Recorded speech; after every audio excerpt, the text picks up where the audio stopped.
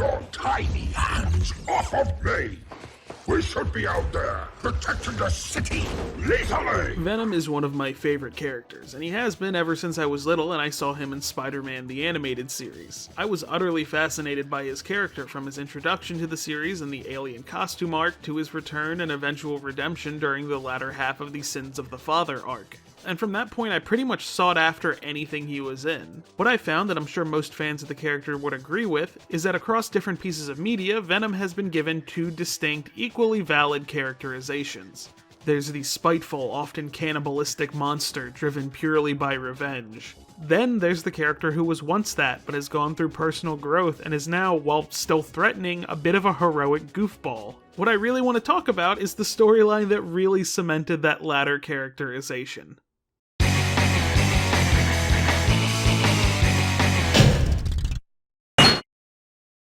Venom Lethal Protector is a 1993 6-issue miniseries penned by David Michelinie, who previously had a run on another monstrous superhero, Swamp Thing, over at DC in the 70s, and is often credited as co-creator of both Venom and Carnage. Venom's creation is actually kind of contentious and wrapped up in typical behind-the-scenes comic book confusion, but it's fair to say he co-created Eddie Brock. Michelinie is actually still writing Venom to this day, though he isn't the one writing the main ongoing storyline at the moment. The penciler for issues 1 through 3 is Mark Bagley, and even if you're unfamiliar with the name, there's a good chance you've seen his work before. Personally, where I think his work shines the most is Ultimate Spider-Man. There's such a natural and dynamic nature to his artwork that's very easy to picture in motion.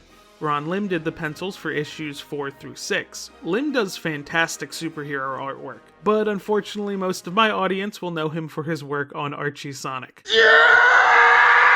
The inkers for the book were Sam Della Rosa and Al Milgrom, while the colorist was Marie Javins, who, fun fact, is current editor-in-chief over at DC. The lettering was done by Richard Starkins, except for in issue 3 where it's done by Rick Parker. The comic also basically acted as a testing ground to giving Venom his own solo book.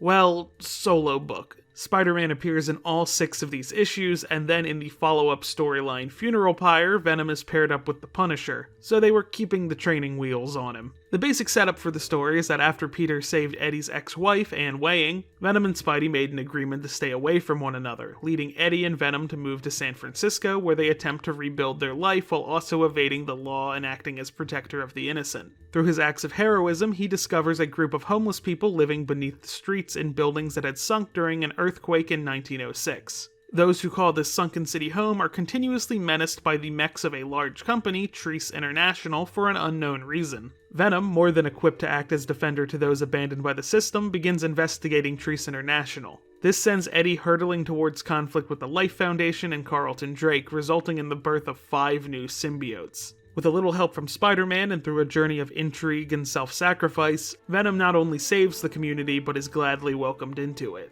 From that description alone, the story's tone may sound very serious. Well, the tone is interesting. Full disclosure, I did this video because I wanted to dub some panels. The first issue does start incredibly seriously, with a man attempting to both mug and assault a woman. Venom makes the save before anything too bad can happen, and makes his superheroing style known immediately, sending his tendrils into the mouth of the crook, killing him from the inside out. The next page is what fully sets the tone for this issue. It's over. Now you'll do nothing but decay, running in rivulets of rot and corruption, mingling with the rest of the filth in the sewer of... Oh, forgive us. We're being rude. Hi, we're Venom. Here, you're safe now. No, please, there's no need to thank us. Your joy is reward enough, and sends me leaping happily on my way. This opening perfectly summarizes Venom's heroic persona. He's incredibly violent, and the punishment he often gives out for crimes is death, but at the same time, he's well-meaning. Later comics establish that Venom greatly values life and innocence, something that differentiates him from other symbiotes. So the thought of someone taking a life is a threat to all he holds dear. It's essentially a form of the paradox of tolerance, roughly conceptualized by philosopher Karl Popper in his work The Open Society and Its Enemies. The concept of that, and I'm paraphrasing a quote, if a society is tolerant without limit, its ability to be tolerant will eventually be seized and destroyed by the intolerant. so society has to be intolerant of the intolerance. Thus, in Venom's mind, as he values life, he must take one life to protect others, hence the name Lethal Protector. Likewise, he taking up this responsibility himself, rather than attempting to impose it on others, comes from his desire to protect innocence. Eddie and Venom feel their innocence had already been taken from them by Peter Parker, so they are not at risk of losing their innocence. Before people put words in my mouth, I love Venom, one of my favorite characters of all time. His worldview, not necessarily applicable to real-life society, far more applicable to the world he lives in where carnage can get you through the computer, and even that's contested by other characters. However, not only does that scene perfectly summarize Venom's character, it also summarizes the tone of the book. There are dark elements, but they are always given quite a bit of levity to them. Prime example is the character of Eddie's father, Carl Brock. Very notably, Eddie's dad has never liked him, as Eddie's mom died giving birth to him. It's quite a bit of intense baggage Eddie's been carrying around for a long time. It was even brought up fairly recently in the comics and even got a reference to it in Let There Be Carnage. No wonder Daddy could never look at you again after you killed his wife, your mother, just by being born. This is how they introduce Carl Brock to the comic. Yes. Good morning. Do I have the pleasure of addressing Carl Brock? Yes. Eddie Brock's father? Okay. This tone doesn't undercut the comic at all either. In fact, it aids in Venom's characterization. When he investigates Treese International, he is discovered by the security team, and this scene transpires. There he is! Trail of slime led right to him. We don't know if your employer is truly evil. Therefore, it may not be necessary to kill you. You may leave. And then later, when the new symbiotes are born and are essentially forced to work for the Life Foundation, how Eddie attempts to redeem them. These are the offspring of my other, but they haven't had time to bond with their hosts. Eddie? Don't! I must! They're still innocent and may yet be saved. Come to me, children, and together we may right the wrongs done this day. Come to me! That didn't go quite as well as I'd hoped. None of this undercuts anything about the story. In fact, it drives home the main points of both Venom and Eddie's characters. They are so dedicated to delivering justice fairly and not make the same mistakes they made before that they're willing to endanger themselves. Side note, Eddie is naked for an alarming amount of time during this comic.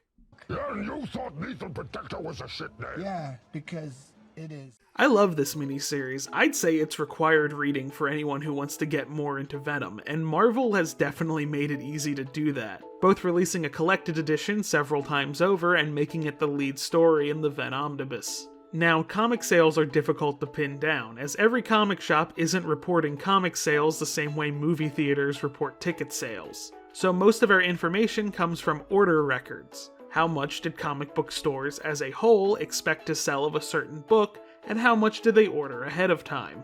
Venom Lethal Protector #1 was the third best-selling comic for 1992. Keep in mind, the issue did not release until February 1993, so Marvel didn't start taking orders on it until about December 1992. To characterize how notable this is, we're going to go over some key comic book events of 1992. Spawn debuted, probably one of the most notable non-Marvel, non-DC hero to exist. His first issue sold 1.7 million copies, and it's ranked number 8 for the year. Marvel introduced its 2099 universe along with it fan favorite Miguel O'Hara, and his first issue was ranked as the 4th best-selling comic. Only things that beat Venom in sales were the death of Superman, one of the most notable comic book events of all time, and Wildcats, one of the first books to be published under the newly formed Image Comics, so books with a lot of press behind them.